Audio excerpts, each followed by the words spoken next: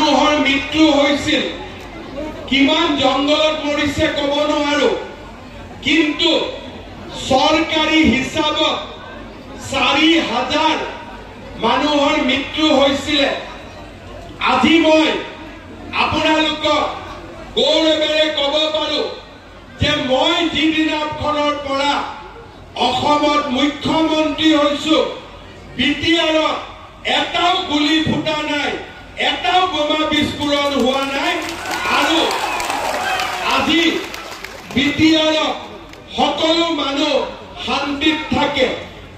হিন্দু হ'ব পাৰে, মুছলমান হ'ব পাৰে, খ্ৰীষ্টিয়ান হ'ব পাৰে, বড়ো হ'ব পাৰে, ৰাভা হ'ব পাৰে, সোণোৱাল কছাৰী হ'ব পাৰে, মদাহী হ'ব পাৰে, বৰ্মন কছাৰী হ'ব পাৰে, গোৰ্খা হ'ব পাৰে, কোচ ৰাজবংশী হ'ব পাৰে, অসমীয়া ভাষী হ'ব পাৰে, বাংলা ভাষী হ'ব পাৰে, কিন্তু আজি বিটিআৰত কাৰো ওপৰত কোনেও অত্যাচাৰ কৰিব নোৱাৰে। আজি বিটিআৰ শান্তি আৰু চাৰিওফালে মানুহে নিজে বিচৰা ধৰণে কাম কৰিছে। আজি আপোনালোকে জানে কংগ্ৰেছৰ সময়ত বিটিআৰত গোষ্ঠীগত সংঘৰ্ষ হৈছিল। আৰু ৰাজনৈতিক দলৰ সময়ত বিটিআৰত মানুহে ভয়ত আছিল, কিন্তু আজি এই মিটিঙে প্ৰমাণ কৰে যে বিটিআৰৰ মানুহৰ মনৰ পৰা এতিয়া ভয়ৰ ভাৱ আঁতৰি গৈছে। মানুহে এতিয়া ভয় নকৰে।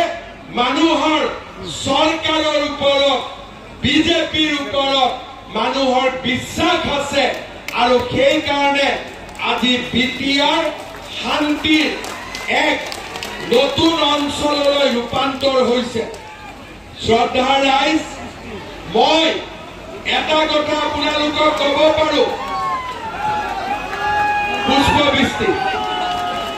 পুষ্পবৃষ্টি হৈ আছে। আজি আপোনালোকক মই এটা কথা ক'ব পাৰো যে যোৱা 5 বছৰত আমি বিটিআৰত শান্তি আনিলো, আৰু এই 5 বছৰত মোৰ এটাই লক্ষ্য, বিটিআৰত যাতে কোনো দ্বিতীয় শ্ৰেণীৰ নাগৰিক নাথাকে, সকলো যাতে বিটিআৰৰ প্ৰথম শ্ৰেণীৰ নাগৰিক হ'ব পাৰে।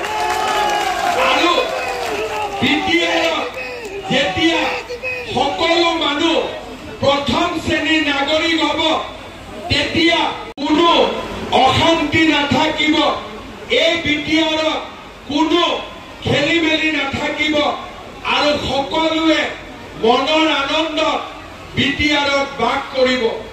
শ্ৰদ্ধা ৰাইজ, এই বিটিআৰ আমাৰ, এই বিটিআৰত বঙালী মানুহজনেও ভাবিব লাগিব যে ইয়াত মোৰ অধিকাৰ আছে, অসমীয়াজনেও ভাবিব লাগিব ইয়াত মোৰ অধিকাৰ আছে, বড়োজনেও ভাবিব লাগিব ইয়াত মোৰ অধিকাৰ আছে।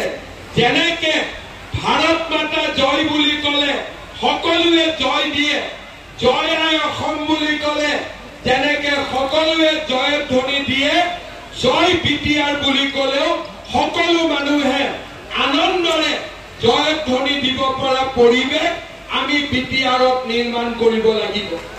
আৰু সেই পৰিৱেশ কেতিয়া নিৰ্মাণ হ'ব? যেতিয়া বঙালী মানুহজনেও নিজক বিটিআৰ ভাষী বুলি গৌৰৱ কৰিব, অসমীয়া ভাষীয়েও বিটিআৰক নিজৰ বুলি গৌৰৱ কৰিব, কোচ ৰাজবংশীয়েও বিটিআৰক নিজৰ বুলি ভাবিব, বড়ো, ৰাভা, কছাৰী সকলোৱে বিটিআৰক নিজৰ বুলি ভাবিব। সেইকাৰণে এইবাৰ বিজেপিৰ এটাই লক্ষ্য হ'ব, ইলেকশ্যনৰ পিছত আমি চেষ্টা কৰিম বিটিআৰত যাতে কোনো দ্বিতীয় শ্ৰেণীৰ নাগৰিক নাথাকে, সকলো প্ৰথম শ্ৰেণীৰ নাগৰিক হ'ব পাৰে। শ্ৰদ্ধা ৰাইজ, মোদী ডাঙৰীয়াই বিজেপিয়ে বিটিআৰত শান্তি আনিলে, আৰু সকলো শ্ৰেণীৰ ৰাইজৰ বাবে অধিকাৰো বিজেপি দলে আনিব। সেইভাবে এই ইলেকশনত মই কৈছো যে বিপিএফ আমাৰ শত্ৰু নহয়, ইউপিপিএল আমাৰ শত্ৰু নহয়। আমি মাত্ৰ এটাই বিচাৰো, ৰাইজে যাতে পদুমৰ ছবিত ভোট দিয়ে আৰু বিজেপি দলক ইলেকশনত জিকায়। জিকাম নে নাই? ইলেকশনত জিকাম নে নাই? বিজেপি জিকিব নে নাই? ফকিৰাগামত বিজেপি জিকিব নে নাই? পাক্কা জিকিব। এইবাৰ সকলোৱে বিজেপিক জিকাই দিয়ক। যি কাম কৰিব লাগে দিল্লীৰ পৰা দিছপুৰৰ পৰা আমিয়ে কৰো। অৰুণোদয় দিব লাগে আমি দিওঁ, মহিলা উদ্যমিতা দিব লাগে আমি দিওঁ, ৰাস্তা বনাব লাগে আমি কৰো, ইয়াতে ইউনিভাৰ্চিটি বনাব লাগে আমি কৰো, ষ্টেডিয়াম বনাব লাগে আমি কৰো। কাম আমি কৰি আছো। কিন্তু যদি আপোনালোকে কোকৰাঝাৰত বিজেপি শক্তিশালীভাৱে বহাই দিয়ে, এই কাম 100%